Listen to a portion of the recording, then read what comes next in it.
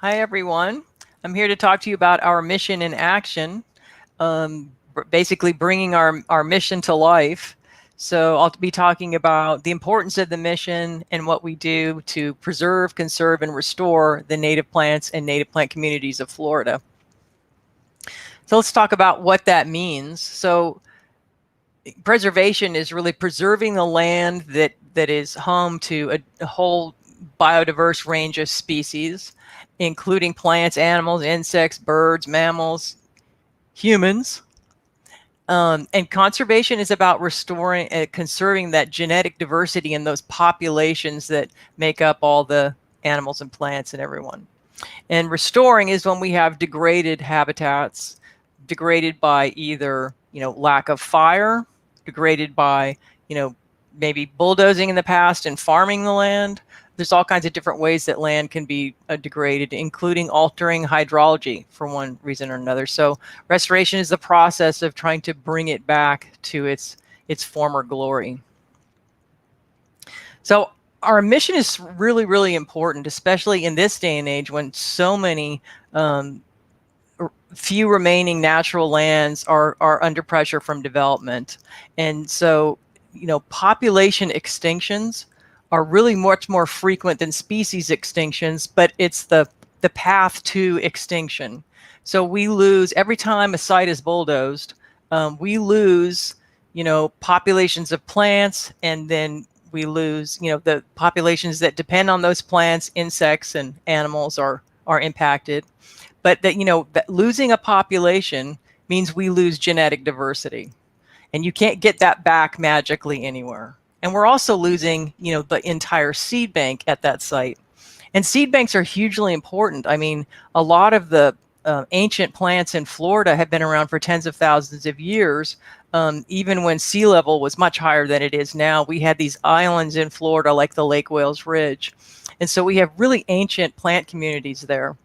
And the seed banks are old and huge, and a lot of plants bank seeds for a long time. There are, of course, exceptions to the rule.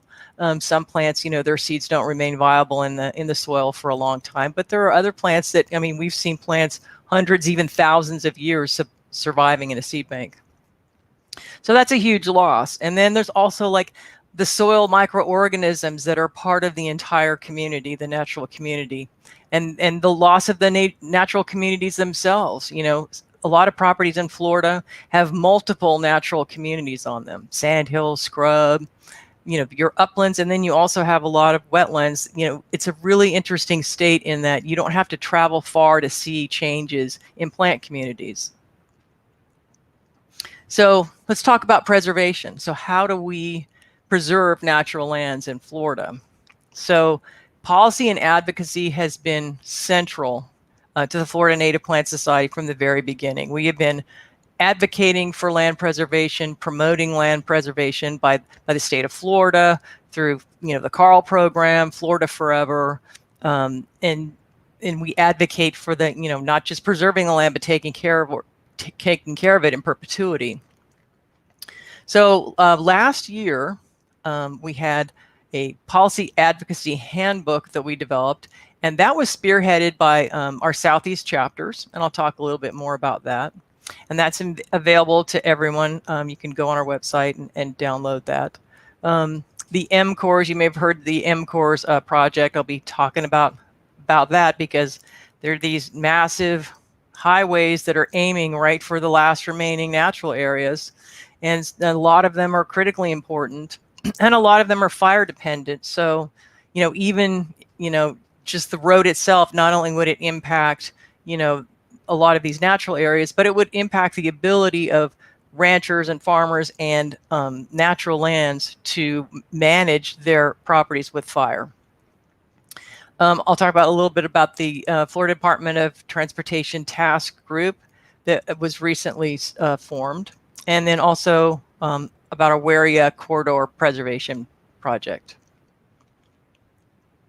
So I mentioned our Southeast chapters, spearheaded by the Palm Beach County chapter, started this, brute force policy initiative where they wanted to engage and interact with elected officials, not just, showing up for meetings or writing letters, but inviting them to natural areas so that they could, inspire them and explain to them in a very real fashion, hands-on, why it's so important to fund Florida Forever and why it's so important to preserve what remains of our natural lands.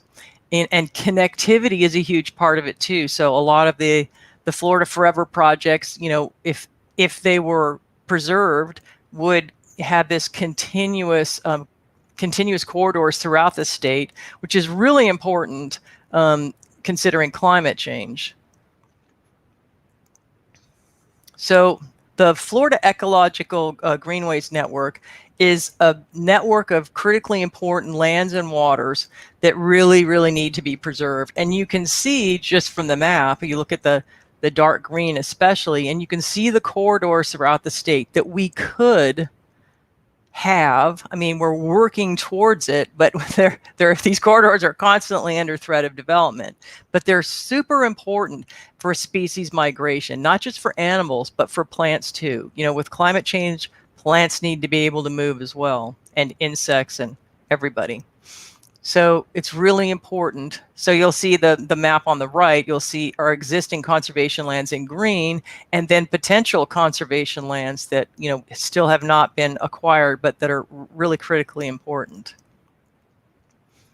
So just highlighting some of those big chunks there that would be great to be able to connect. So this is a map of the critical priority conservation lands that would be impacted by the multi-use corridors that have been proposed by our legislators.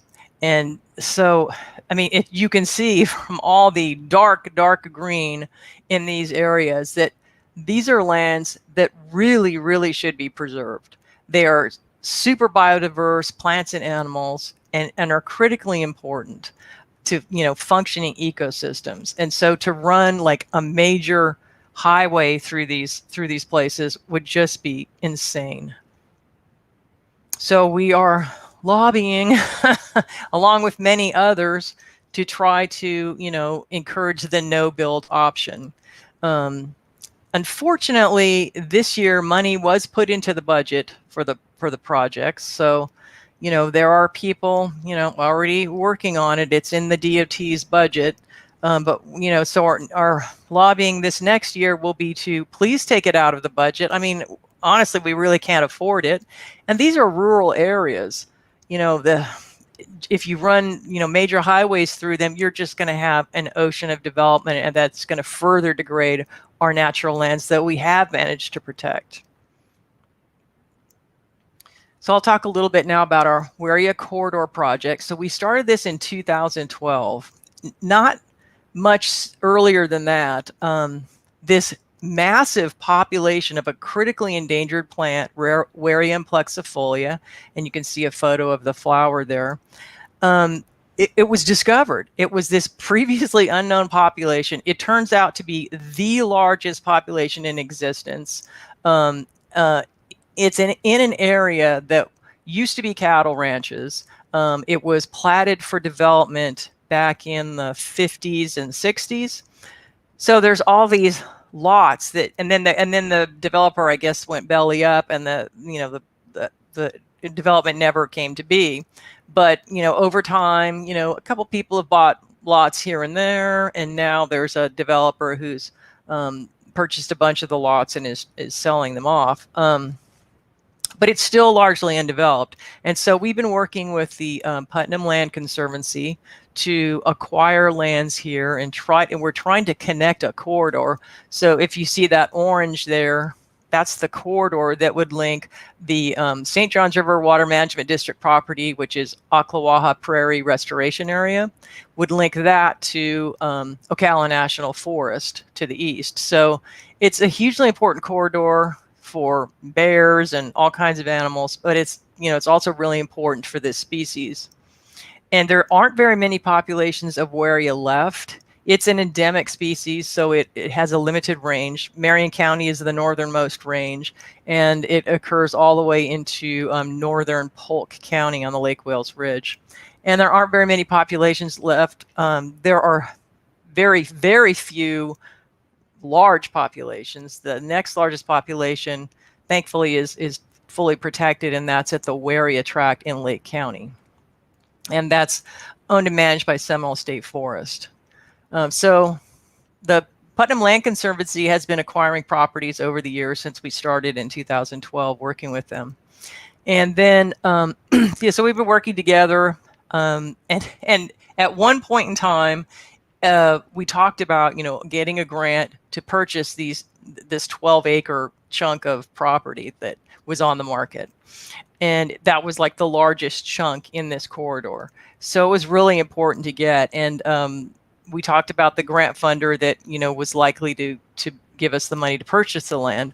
And it turns out they were applying to the same grant funder at the same time. So the funder suggested that the Florida Native Plant Society request the money. So we worked with the grant funder. We also worked with the Nature Conservancy. So between their sand skink mitigation fund, because it turns out this is also a huge sand skink population in this area. And you can see a picture of the sand skink in a biologist's hand there on the lower left of the screen. So that's another endangered species that occurs on the properties. So we got the funding and we acquired the 12 acres. And so that added to our growing list of acquired properties.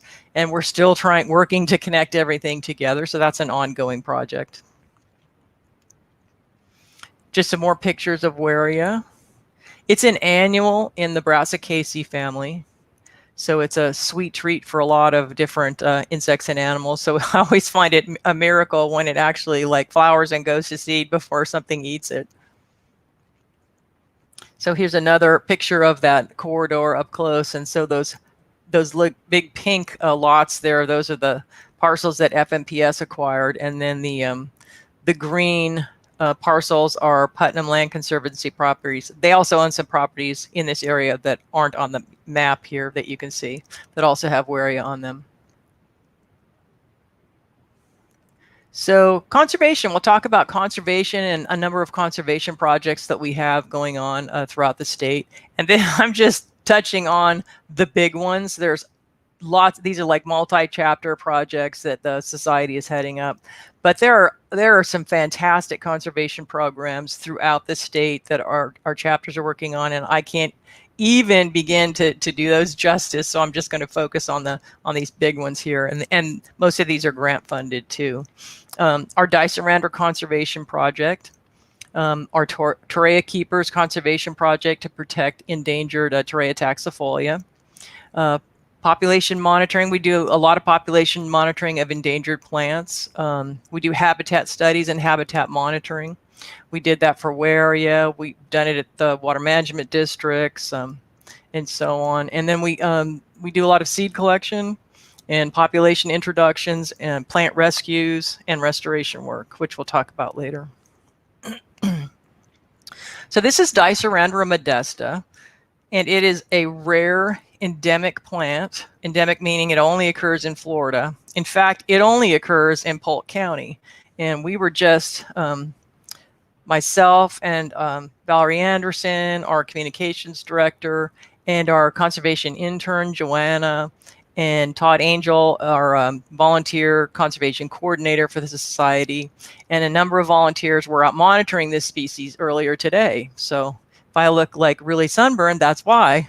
So this monitoring project started last year, and this project started because it came to our attention that there were some issues on this only protected property on water management district lands. There were some issues. First, there's a right-of-way where they installed the Sable pipeline, and in the process, they damaged a huge chunk of the habitat for their staging area for the pipeline work, and that was a problem.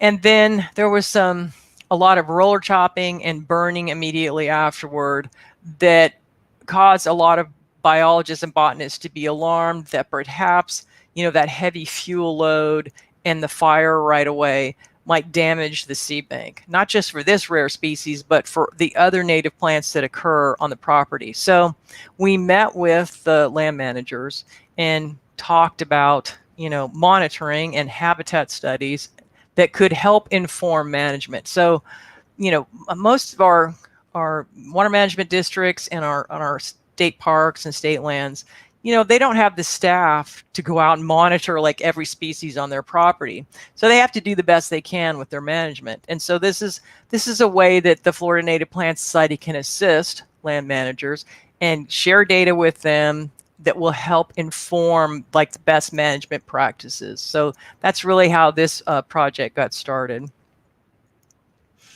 So here's a map of the property, and all those squiggly lines of various colors are walking transects that we did, 2 or 3 people abreast throughout the property looking for Dicerandra modesta. So we could do a full total count of what was remaining on the property, because the concern was from biologists and botanists who had been going to this property for decades that they weren't seeing nearly as many Dicerandras as they used to. So that was a concern. So we had to have some kind of a baseline. So we did a full survey of the property, which had never been done before. Only parts of it had been. So it's a full survey. We got a full plant count. And now what we've done is establish some permanent monitoring plots. And so you see those numbers on the screen, 200, 199, etc. Those are the locations of the permanent, they're quadrants and transects. And so we go back every year and we do demographic monitoring. Demographic monitoring meaning that you record each plant within the plot, you number tag it, you measure it, you record, in this case, the number of flowering stems, because that gives you an idea of the reproductive status of the plant, how many seeds it may produce, and also the complete number of stems. So that tells you about the size of the plant. So you'll know whether something is a seedling, whether it's been around for multiple years. This is a short-lived perennial, so they usually live about 4 years. So you can really see what kind of seed bank you're developing over time, and you can tell over time, is the population expanding?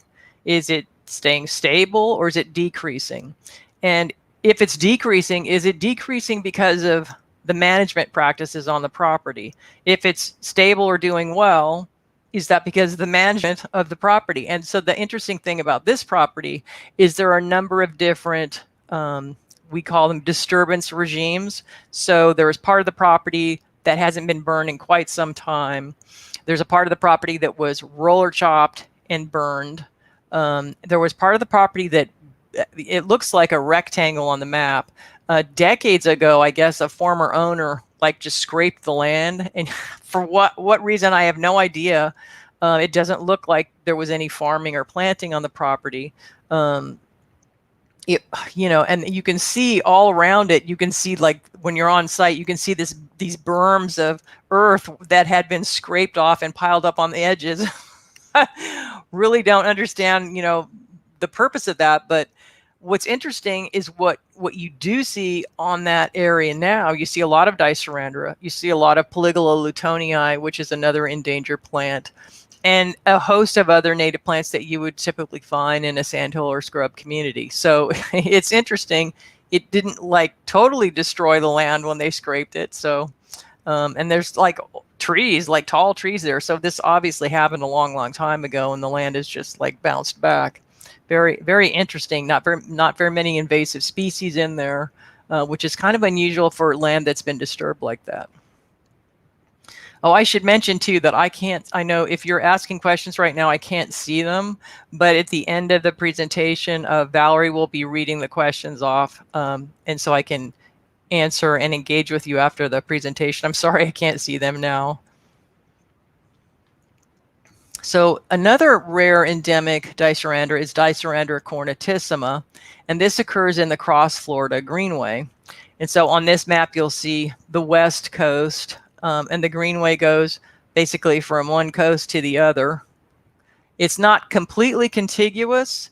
There's still some gaps that would be nice to finish purchasing and preserving that greenway so that it is contiguous. And so I'll show you another map. So this is I-75 here on the right hand side of the screen. And so this area right here where you see these 3 green squares, this is what they call the triangle. This is being managed for scrub jays right now. It also has a lot of Dicerandra in it. And so those green squares are locations of our permanent monitoring transects there. And then if you go west down the greenway, there's what they call the Ross Prairie Preserve area. And so we also have, that's more sandhill there. There's also a lot of Dicerandra at that location. So we have 3 monitoring plots set up there as well. We just monitored that on Monday and Tuesday this week. It's been a very busy monitoring week, but this is peak flower for Dicerandra right now. So this is the best. It's always the best to monitor when plants are in flower, because that's, then you can differentiate between what's reproductive and what isn't. And that's an important part of your demographic information. Treataxifolia is like the rarest conifer in the United States, probably in North America. It used to be quite abundant. It had a limited range. It still has a limited range in 2 counties, 2 or 3 counties in Florida, and just a little bit extending into South Georgia. So it's a near endemic to the state, and it occurs in the ravines of the Apalachicola River. And these ravines, if you've ever been up there, they're just amazing. They're like these steep ravines that go down into the river, and there's like really nice bluffs in a lot of areas. It's very scenic. It's like being in the mountains, the closest thing in Florida we have to like being in the mountains. And so I should say Atlanta Botanic Garden has been monitoring and surveying for Treataxifolia on public lands for decades. But this big missing component is like about 25,000 acres of private lands that have not been surveyed. And so a number of our Magnolia chapter members said, you know what, this is a gap that we could help fill. We could go out and get permission from private landowners, and a lot of them, well, not a lot of, some of them are members of the Native Plant Society, and they said, well, I've got land there, so let's survey it for Torreya. So a number of our members did find Torreya on their property, and to protect these trees, because they've been damaged, not just by the alteration of the habitat, because we think hydrology might be a part of it. Because there was a dam put in decades ago, and everybody says, well, since they put the dam in, it hasn't been the same. But there's also a fungal disease that's caused by, they finally identified this fungus. It's Fusarium taxifolium, I think they call it.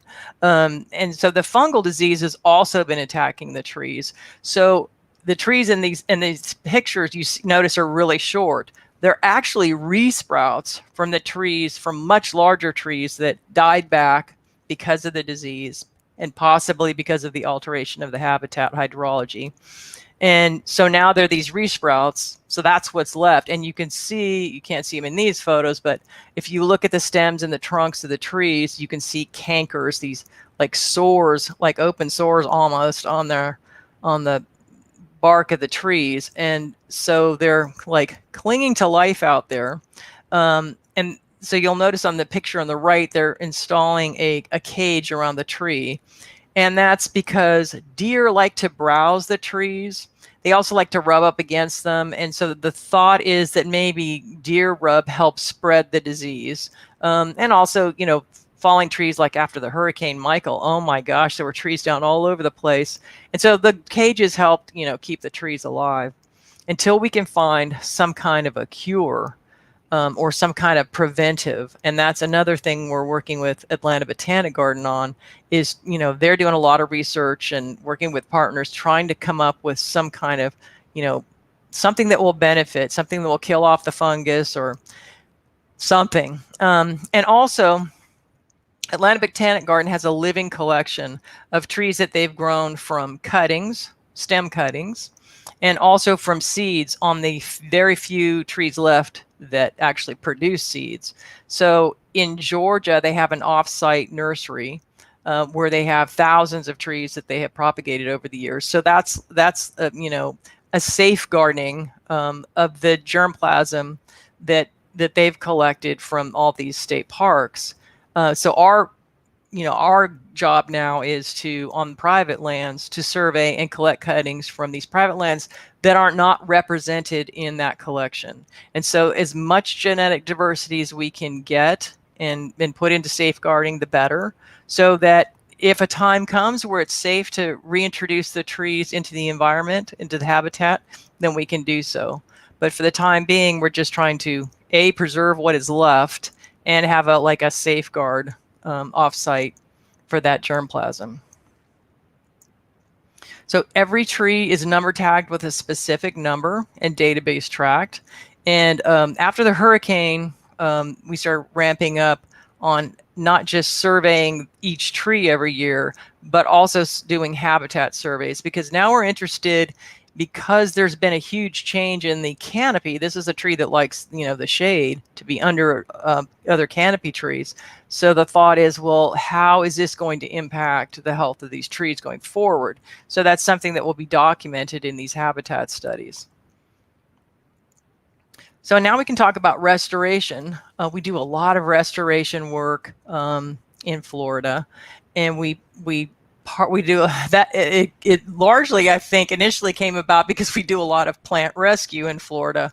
It seems like Central Florida and the whole Disney Orlando area were just pristine, amazing, biodiverse scrub habitat was just being destroyed, left and right. The Tarflower chapter decades ago started doing plant rescues, and they rescued at SeaWorld, at Disney, at the Orlando International Airport. I mean, all kinds of, from major developers, all kinds. So over time, that has just grown to include multiple chapters. And so we still rescue. We work with developers who own, some of the last remaining, like Sandhill and Scrub property in Central Florida. And we rescue, and then we harden the plants off at a nursery, and then we reintroduce them at nearby publicly protected properties. And that it's a benefit to them because it helps restore, somewhat degraded public properties, and it helps preserve that germplasm from areas that are being developed.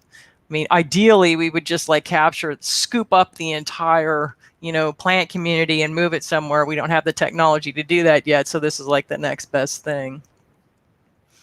And then seed collections is a big part of it. So if we know of a developer that says, we're not planning on developing that land for another 5 years, well, then we go ahead and just focus on seed collection and cuttings and propagation. And the reason is because our policy is that we don't rescue until development is imminent and assured. So that means about a year. If within a year's time, we know that a property is going to be developed, then we go into rescue mode. But if we have 5 years ahead of that, then we can go in and really thoroughly survey a property. And in the seed collection process, you really get to know the property. You get to know what plants are there. And some plants, like a lot of milkweeds, they're not there every year. So a milkweed like, Asclepias humistrata will show up 1 year or 2 years, and then it'll disappear for 2 years. And it's still alive. The roots are still alive underground. It just doesn't have any above ground parts. So the benefit of being able to go to a property for multiple years, you can flag in GPS those locations of plants that may disappear on you, and then you can come back and rescue later. So here's a photo. This was a property, a really beautiful scrub property in Orlando that is now just a hideous housing development. that we rescued. This was a major rescue that went on for about 6 months. And the plants were hardened off at Green Isle Gardens Nursery, and then they were planted at Bill Frederick Park, which is in Orlando. So seed collection, I mentioned that. So this is a Bonamia grandiflora. This is another rare endemic Florida species. I think it's also called lady's nightcap because it has those big, beautiful blue flowers. And so the seeds, you know, you can't always be there when they're ripe, or they get eaten by animals. So one way to collect seeds like that, you know, that you might lose is to put organza bags over them. So they're breathable. If it rains and they get wet, then they dry out pretty quickly. The seeds don't tend to rot inside the bags because they dry out quickly and they have good airflow.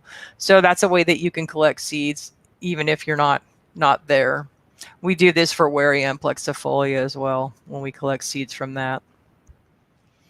So we partner with nurseries like Green Isle Gardens. They're a member of the Florida Association of Native Nurseries, and they have been amazing partners. And so these are just some of the plants that they've grown out from seeds that we've collected. And these plants all went to nearby public properties like Lake Louisa State Park, Oakland Nature Preserve, St. John's River Water Management District, Little Italy site, and then a couple of plants, a couple of locations in Lake County, the Pear Park property, and a couple of Water Authority properties as well.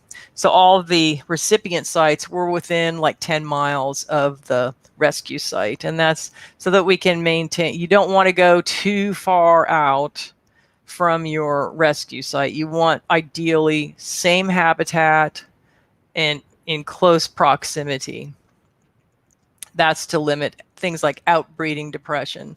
Outbreeding depression is when you introduce a plant from, let's say, South Florida into North Florida, and if there's a population of the same species in North Florida, yes, it's the same species, but the genetics are different. And so when you cross populations like that from far away that wouldn't normally be cross-pollinated in the wild, that can sometimes have the same kind of effect as like inbreeding depression. So there's inbreeding depression and there's outbreeding depression, and they're similar in that they impact the population over time and end up like bottlenecking the genetic diversity. So here's Bill Frederick Park, one of our restoration partners. And so you can see the before picture on the left. You can see the scrub habitat in the back, obviously fire suppressed. You see that white scrub sand in the front. This was a disc golf course. And we looked at the site and we said, you know, this is a really nice, clean site to do restoration work on. And they said, okay, we'll move that disc golf thing somewhere else. And they did. And so we have over the years restored this with plants that we rescued nearby in that picture I showed you earlier. And it's beautiful now. I mean, you can see that the after photo, like the gopher tortoises have moved in. They love it. They've got all these plants now that they can eat and enjoy. And so things are doing really well. There's a lot of very rare and endangered species here that we've introduced. And there's a population of Lupinus aridorum, which is critically endangered scrub lupin, and they also have Bonamia grandiflora on site. So it was of benefit to the park to help restore the scrub habitat.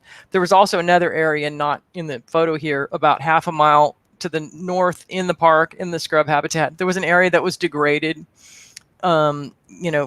Grapevine had taken over due to fire suppression, and there were getting to be some non-native invasives in there, and so we went in and cleaned it up, and we maintained it over time because you always want to keep those invasives out. But it is like nothing like it was before. It looks really, really good now.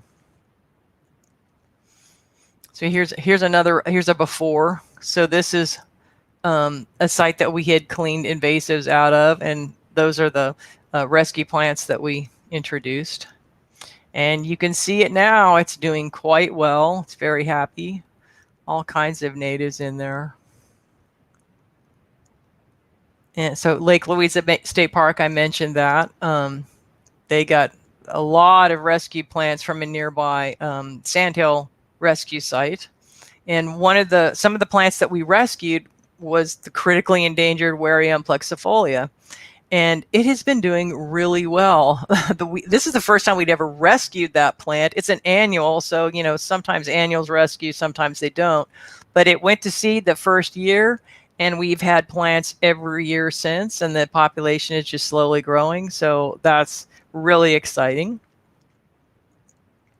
In St. John's River Water Management District, they have a site called Little Italy. It's called Little Italy because if you look at it, on Google Earth, it literally looks like the boot of Italy. So yeah, it's near Lake Apopka. So if you want to look that up on the map, it's pretty cool. So this is one of the restoration sites that we're working on in Little Italy, and we just keep growing it and growing it every year. It looks nothing like this now. It is like completely covered in natives. And one of the rare plants that we rescued and introduced to the site is Polygala lutonii. So there's a really nice population of Polygala lutonii and other rather rare species at that site now. So it's a great benefit to them because they had originally planned on restoring this just by buying seed in bulk and just throwing seed out here. It's sandhill habitat, but it's very degraded. And it's missing the genetic and biodiversity. So this is a way of getting, nearby germplasm into the site and really doing a bang up restoration job. So we're thrilled about this.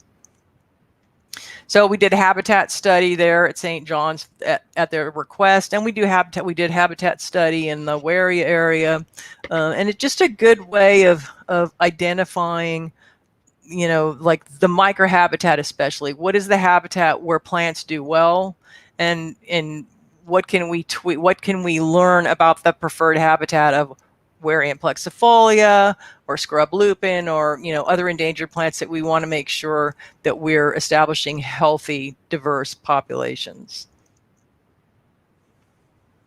And the habitat studies help inform management. So it's true with the Dicerandra species, it's true with Warea.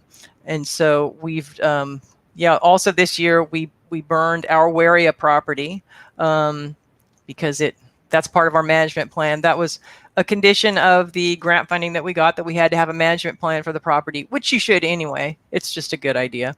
And so, in a sandhills burn historically like every 2 or 3 years. So fire is an important component in sandhill to keep it healthy and to keep your ground cover. Because, when you fire suppress a habitat, the canopy fills in, you lose your ground cover, you lose all that diversity on the ground. So fire is a huge component of that. And we're doing the habitat study to compare before and after.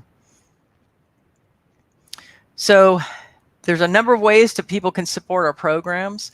I hope you've all seen our new website. This is a page from the new website. On the donate page, you can donate to the general fund. You can donate to the research endowment. You can donate to our conservation grants. You can donate to our Warea project, the land preservation project, which goes to buy more land.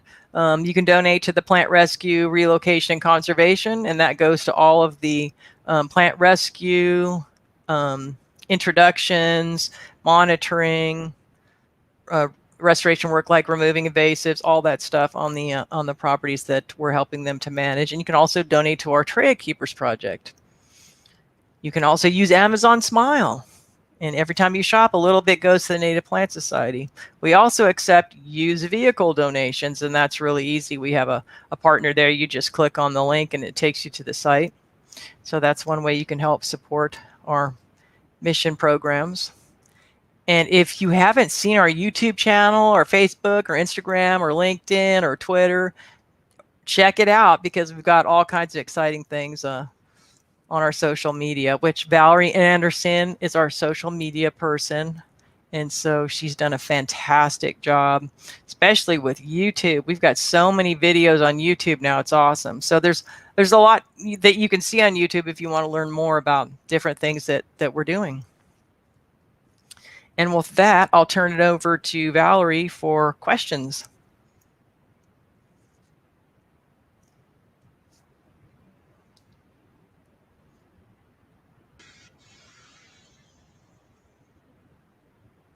And I can't hear the questions.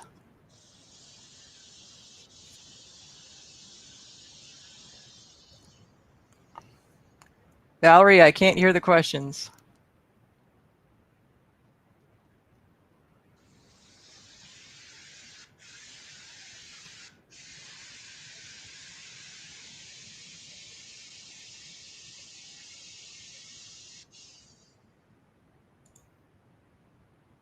Hello?